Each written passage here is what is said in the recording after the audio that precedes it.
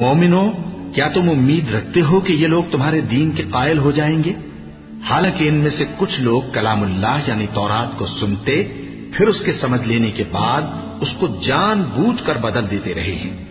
اور یہ لوگ جب مومنوں سے ملتے ہیں تو کہتے ہیں ہم ایمان لے آئے ہیں، اور جس وقت تنہائی میں ایک دوسرے سے ملتے ہیں تو کہتے ہیں جو بات اللہ نے تم پر ظاہر فرمائی ہے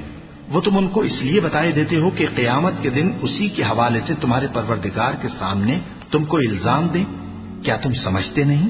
کیا یہ لوگ یہ نہیں جانتے کہ جو کچھ یہ چھپاتے اور جو کچھ ظاہر کرتے ہیں اللہ کو سب معلوم ہے؟ اور بعض ان میں ان پڑھ ہیں کہ اپنی آرزوؤں کے سوا اللہ کی کتاب سے واقف ہی نہیں،